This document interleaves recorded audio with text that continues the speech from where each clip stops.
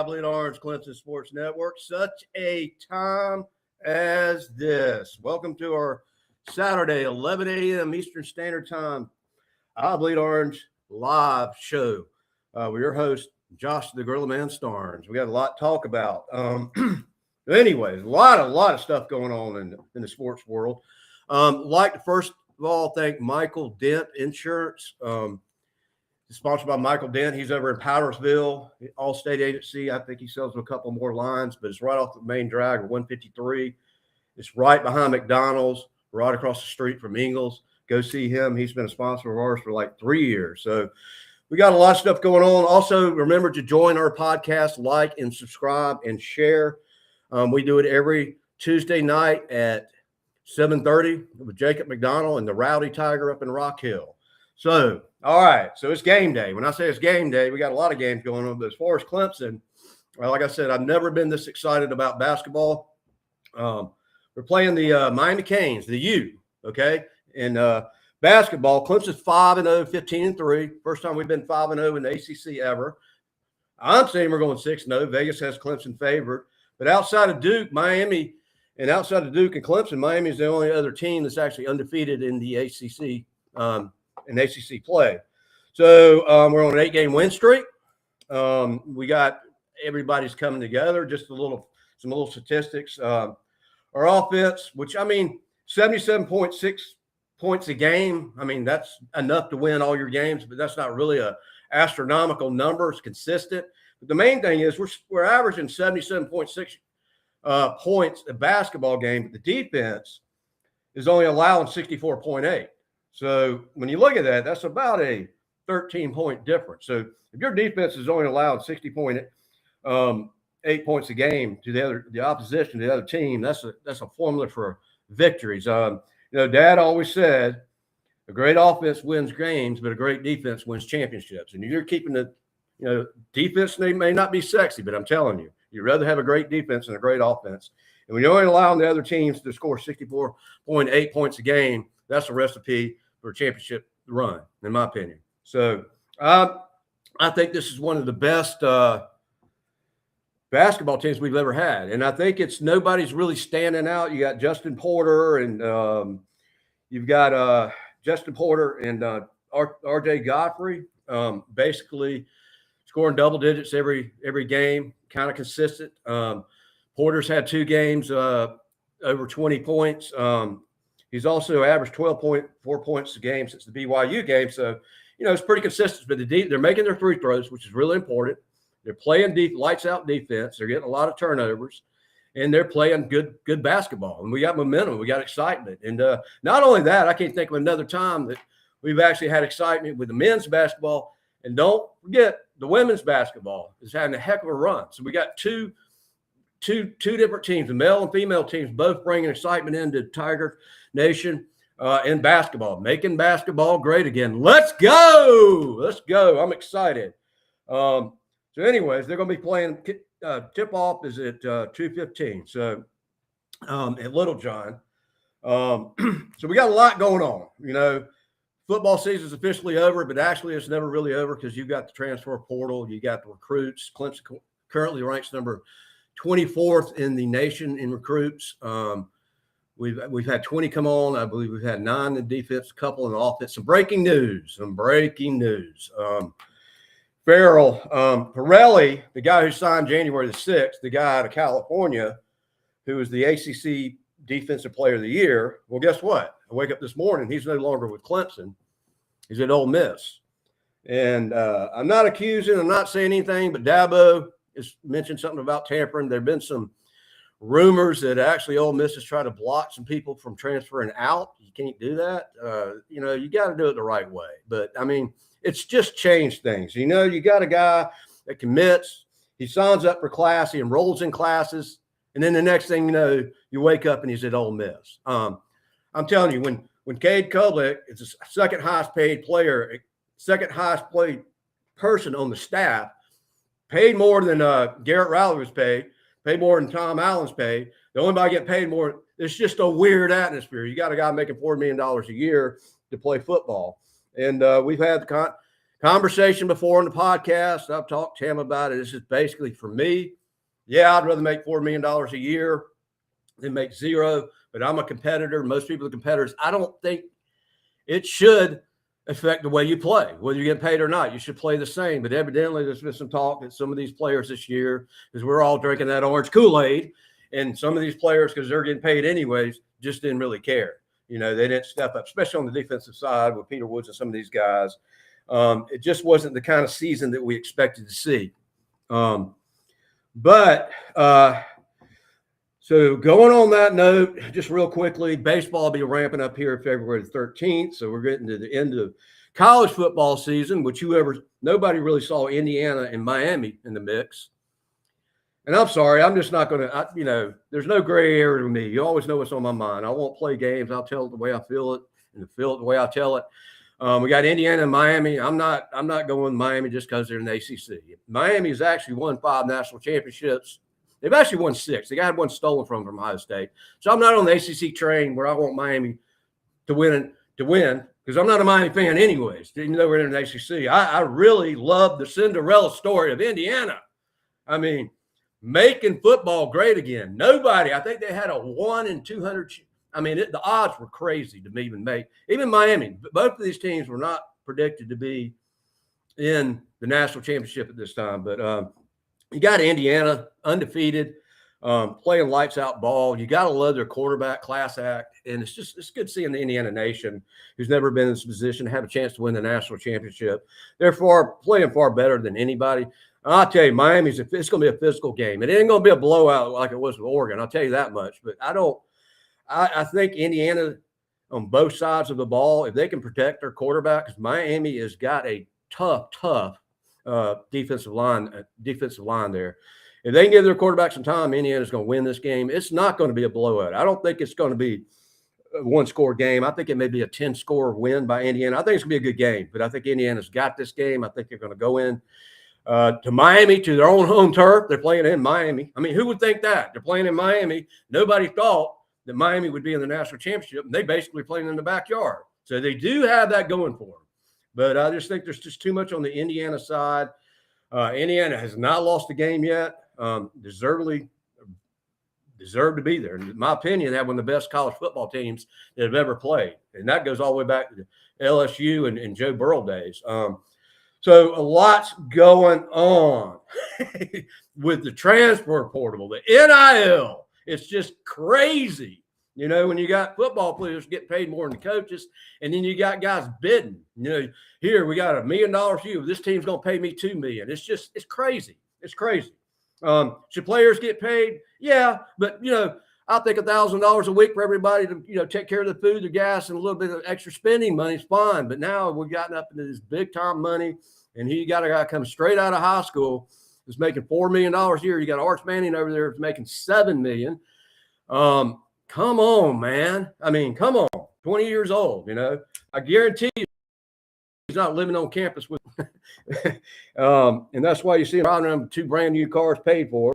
So anyways, we no longer have Farrelly from California. He's gone, just like that.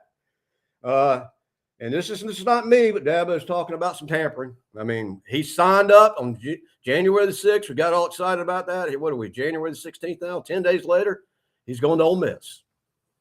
Tell me there ain't more money. So anyhow, got that going on. We got a couple NFL games. Got the Bills in Denver.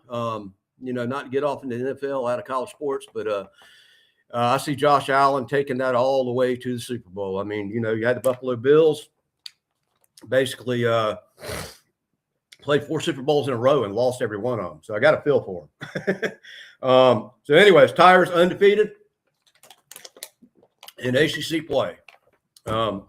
Everybody's playing consistent. So you got a defense that's holding the other teams under 65 points, which is huge. And so I've gotten to the point where I'm so excited, I'm just waiting on the next basketball game. So here in a couple hours, we want to have Tigers playing at Little John. And Brad Barnell, I tell you, has done a great job there. Between the time we lost to Boston College in the ACC first round of the ACC championship, ACC tournament, and everybody's calling for his fire. And then all of a sudden we made that run to the Elite Eight.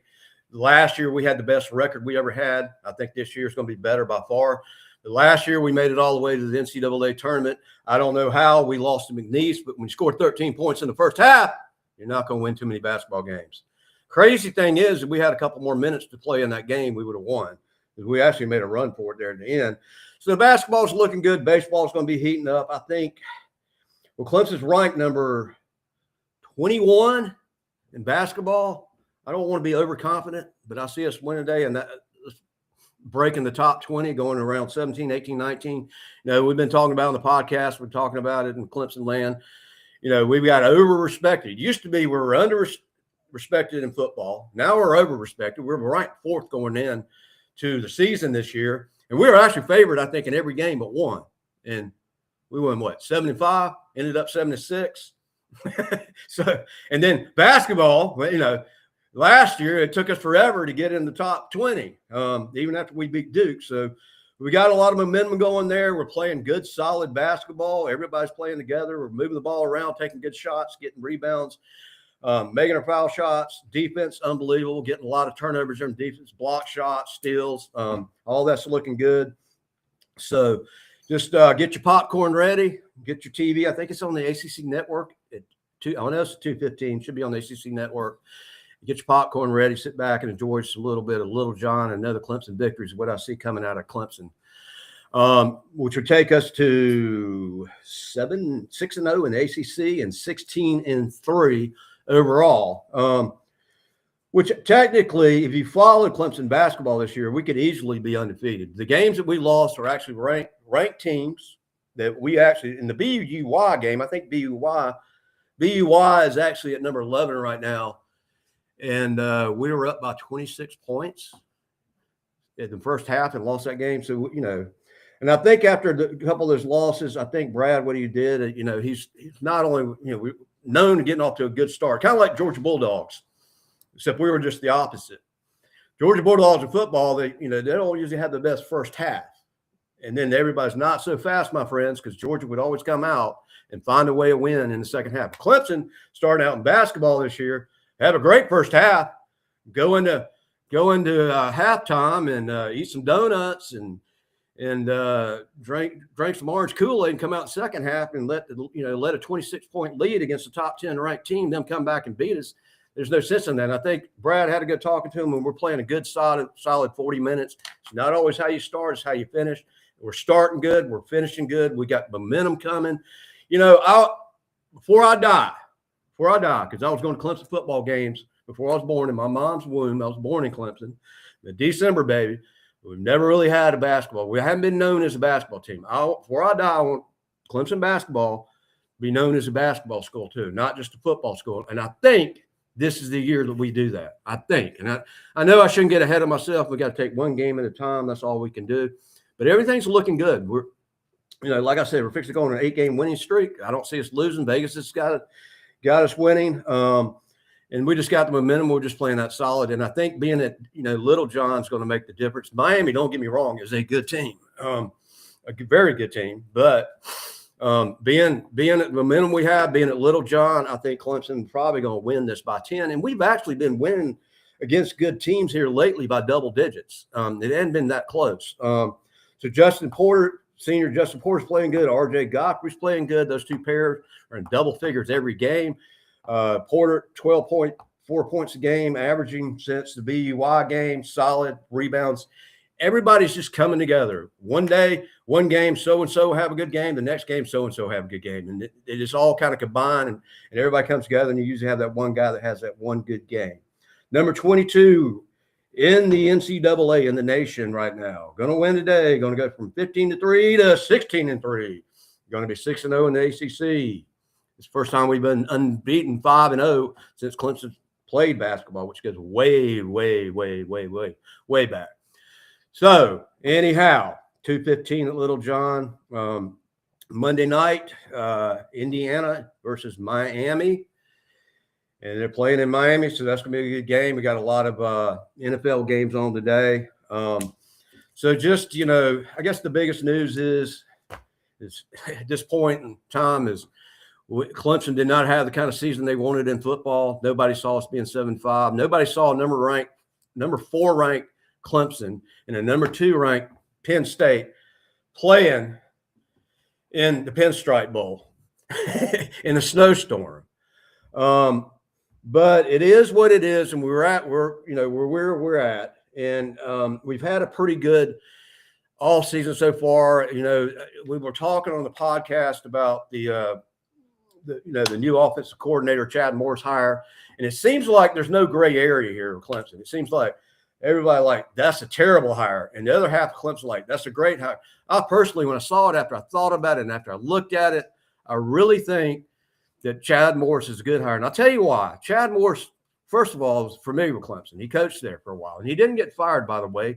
He left for a better job at SMU, and I can't say I blame him, but he was there during the Todd Boyd days, Sammy Watkins days, Deshaun Watson days, and he had he's the exact opposite of Garrett Riley. In other words, they call him the Red Bull energy bunny energizer. The guy's drinking Red Bull. He's got that energy. Unlike Garrett Riley, he's not afraid to take shots. The fast-paced offense was working back then. If you don't believe me, look at the record. Look what we did. Look what we did with Todd Boyd, the 4th and 16, going down and beating LSU in the Peach Bowl in Atlanta. He's not afraid to take a shot. He's not afraid to do the fast-paced offense, and he's unpredictable. Unlike Garrett Riley, we could actually sit there, and when the fans can sit back and kind of like they're going to throw a bubble screen, he's going to do it up the middle. When the fans can call the plays like that, when it got so predictable with Garrett Riley, just think what the opposing team's defensive coordinator was thinking. Just think about that. If we're figuring it out, they've got to figure it out. You need to have somebody that's going to jazz it up a little bit of razzle-dazzle, not afraid to take the shots. I'm a big believer you got to establish the running game. Once you establish the running game, it opens the door. We got that running back from SMU. Let's hope he stays. I didn't see us losing this guy today. So we got Gideon Davidson coming back, and we got the SMU running back. He's the fastest guy in the nation, they say. So if you establish the running game, and you can get 4 or 5 yards on the first down, it opens up the playbook.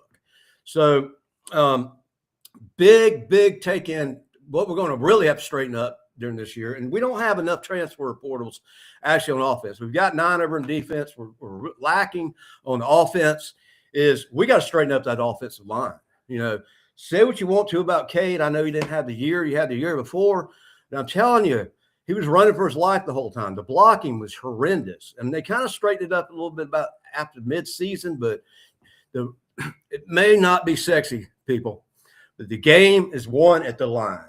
The guard, everybody knows who the quarterback is, but 98% of the people can't tell you who a right guard or a left guard is, and they're just more important, if not as important as the quarterback. Because when you see the 70-yard touchdown pass, when you see the 55-yard run, a lot of times you don't understand. If it wasn't for the offensive line blocking, doing their part, their job, that never would have happened. It's always the running back, which he should get credit. The quarterback should get credit for throwing the 70-yard touchdown pass. But it's the offensive line is where it's run. In the trenches is where football's won. It's not the sexiest place. And they don't get paid the most, and they don't get all, But I'm telling you, man, if your quarterback and your line's taking care of you, you ought to take them out to a steak dinner every damn Friday night. And we just weren't taking care of the quarterback. I mean, Matt Luke, I think it's a good hire, but we got to straighten that offensive line up. I mean, there are too many sacks. There's too much pressure, too many push plays there. So that's the big thing we can hope for in the offseason. We made some good, we dabbed into the transfer portal like we never have. Last year we had 3. Now we're up to 9, 10, 11, something like that. The big debate here in Clemson land, and I'm just going to give you my opinion about this. I think, and I don't think it's going to happen at this point. It's not going to happen at this point, but they've already closed the doors. The big thing here is I thought we should have gone out there and got a stud as a quarterback. The worst possible scenario is you're going to have Chris Vizzino, you'll have Denson, and you're going to have some guy, you could pay them $4 million, whatever, get them on there, let them battle it out for the position, spring and the summer ball. But we didn't do that. So it looks like we got Chris Vizzino. My problem with him is I haven't seen a lot from him. I mean, the guy seems like he's been on the team as long as Hunter Renfrow was on the team. And he's had hardly any playing time except for the SMU game, which he played all right. He played all right second half. So So, and then we got Denson, and they're calling the second coming of Deshaun Watson, but we saw him against the Furman game, and he played in the fourth quarter. And to be honest with you, all I really saw was a lot of good running, a little bit of Michael Vick, a little bit of Deshaun Watson scrambling and running, but I don't know how accurate he is throwing the ball. I don't know if he hit the backside of a barn. We didn't see a lot of throwing there, so we don't have a lot to go by on the two quarterbacks. And then we got Tate, the freshman there, and nobody's talking about him. He's just kind of the golden wonder boy, the blonde hair. It looks like he's the beach stud that surfs all the time. We don't know. So those are the three quarterbacks we're working with right now, unless something happens. There's been some talk about Virginia's quarterback, if they can get some more eligibility. Because guess who the offensive coordinator's son is? You got it.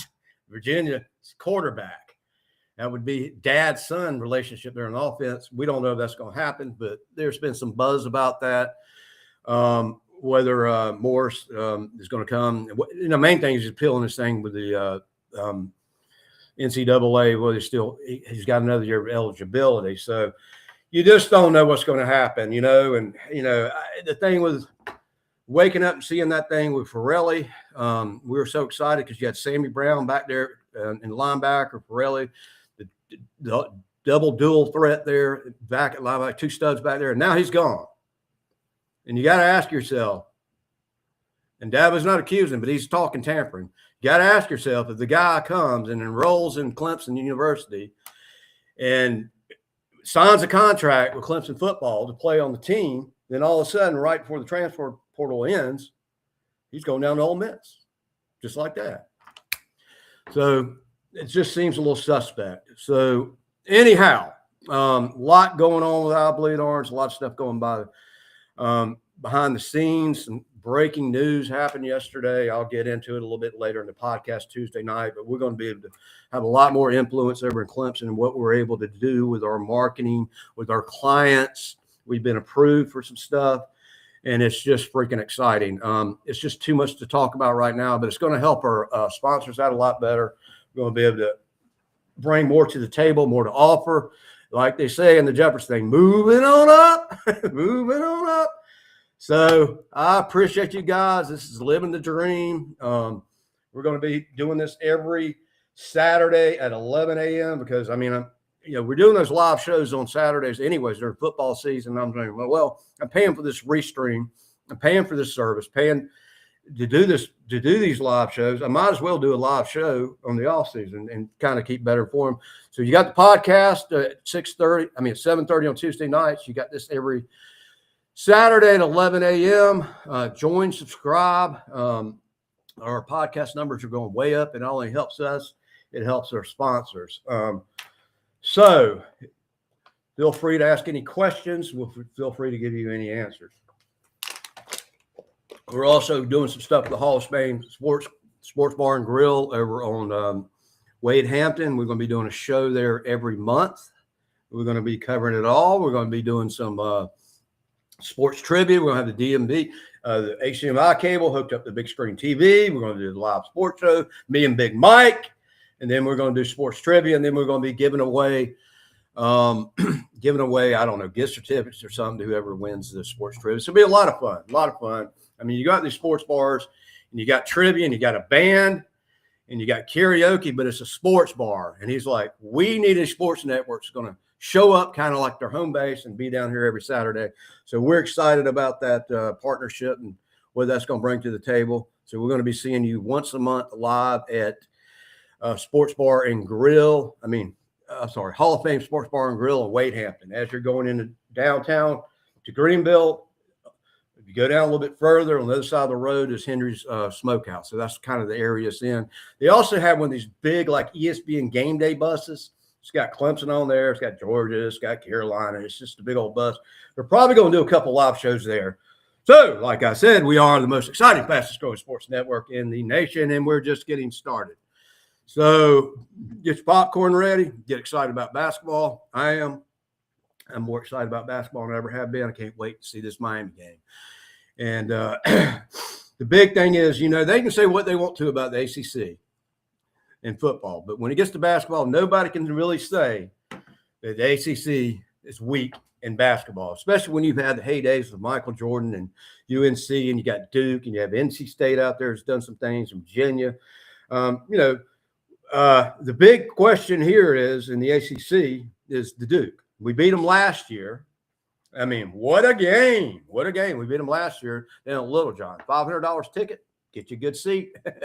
But one thing I noticed, one thing I can take back from last year when we beat them, I was down there, is I've been to Raleigh, I don't know how many times. And I know from Spartanburg, it's a 5-hour drive. So from Clemson, it's probably a 6-hour drive. There ain't no hop, skip, and jump. So we were in downtown Clemson, College Avenue, just kind of going around and getting something to eat, shopping a little bit before the game because it's games later in the day. I actually saw just as many Duke fans, if not more, than the Clemson fans. We're talking about Durham, North Carolina. So this year, in other words, Duke loves their basketball, rightfully so. They've got their legendary basketball team, college basketball, their brand. Duke and UNC is a brand in basketball. Clemson's not in basketball. I'm hoping that changes. I'm hoping we start getting mentioned in the basketball arena. Because, in my opinion, football's America's, everybody's got their own opinion. Somebody, maybe their favorite sport's border polio. But the consensus is all across the table in the United States of America, football is probably the most popular sport in America. It just is. Second most popular sport, I would have to say, is basketball and then baseball. I know baseball is pretty popular, but baseball is not as fun to watch as basketball, and football is more fun to watch than all the sports.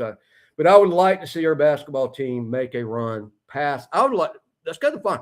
Let's just get an ACC championship, okay? That's the one thing. Then we'll go to the NCAA. Let's get an ACC championship. We got 20-something in football. Let's get an ACC championship, and then we'll worry about March Madness. So March is not that far away. So I'd like to thank all our sponsors. We've had an incredible year. This year is going to be even better. Michael Dent, if you're watching. If you're not, go to Michael Dent Insurance. You can look it up on Facebook. You can look it up online. Allstate Agency is right there in Powdersville. I actually went to school with Mike. He graduated from Clemson. He's had, I think, 3 kids. 1 or 2 are in. I can't keep up with it, but they're all Clemson people. He's a good dude. He'll find you a good rate, good, honest guy. Like I said, he's been with us about 3 years. I was in insurance for 20 years, and it's all about marketing. And when you look at insurance, you want to know who's got all the money in the world? It's insurance companies. They know how to do business, but it's not the sexiest thing to sell, but it's something you got to have. You got to have life insurance. You got to have health insurance. You got to have homeowners, and you better have car insurance. If you get pulled over and you don't, you're in trouble. But you got to get excited about insurance. You got to market it. That's why the Duck has nothing to do with insurance. But they had the best. Geico, Aflac, some of these insurance commercials, they're some of the marketing geniuses of the world, because you got to make insurance exciting, because it's really all insurance is money. It's invisible, and it's something you got to have. And so you got to have it, and you don't have to have it. You can go to the hospital without insurance. You can drive a car and get arrested if you don't have insurance, and you can die and leave your family with no money. But the last thing you want them to think about is money. It just makes good sense to take care of your insurance needs. And Michael Dent's the guy to do it. Life insurance. Get your life insurance. 10 out of 10 people, I know that, I'm not trying to be funny, but 10 out of 10 people die, and you got to have life insurance, because the last thing you want your family to worry about when you die is money. It's bad enough time you're going through. You want that part of the equation to be taken care of. Car insurance is a racket. You got to have it, but you don't want to have to pay any more than you have to. And he'll shop the market and find you the best deal. So Michael Dent Insurance, we appreciate you, brother. And go Tigers. Like I said, we're going to keep these short and sweet. We usually do these 20-something minutes on Saturday. I've had a couple cups of coffee. I'm kind of wound up. I'm ready to go. Try to think of anything else we can talk about. Go down to Little John today, and let's bring a victory at Little John against the U. Let them lose today, and they're going to lose Monday. Let's make basketball great again, and we appreciate you guys that come on and follow us. And what else? A couple other sponsors I want to mention.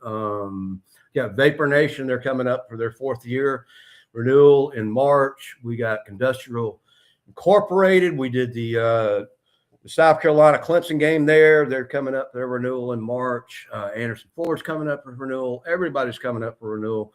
We got some new people coming on board.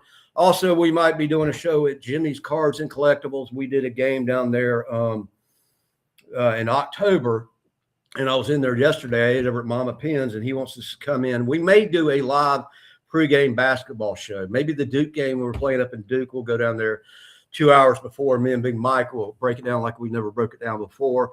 Also, we got the spring game coming up, and everybody's asking about the spring game. When is it? When is it? And of course, they hadn't officially announced it, but it always is the first Saturday of April. So if you got a calendar and you Google it, it's going to be the first Saturday. That's always been the first Saturday. Last year was like April the 5th. We will be doing a show down at Bixby's. If you don't know where Bixby is, it's College Avenue. Knickerbocker's used to be across the road. Well, actually, you know, Walk-In's Restaurant is. It's next door to Walk-In's Restaurant. And we're having Sassy's is going to be there. We got an opening for 2 more sponsors to come on down there and go live with us after the spring game. We always do the show for the spring game after the game because you got Clemson playing Clemson. And it's really not enough to talk about until after the game. You see the players. You see some of the new players get on there and get kind of a feel of what's going on in the upcoming season. So we always do a post-game show after the game. Usually we do a pre-game show. But for the spring game, it's post-game. And we're going to have 3 sponsors come up there, and we'll do that within about an hour and a half, 2 hours after the game. We'll be down at Bixby's live. So we appreciate all y'all that follow us. We appreciate all your support. We appreciate the sponsors. We're grateful for you. We thank God for y'all. Y'all make it possible to live this kind of dream. And I am blessed to be able to do this, and I'm so grateful to be able to do this. And I really appreciate everybody that supports us and doesn't support us. So whatever. Anyways, I'm rambling on. Love you guys. Mean it. And all God's children said, go Tigers. Until next time. See ya. Go Tigers and 215 Little John. Let's go Tigers. Making back.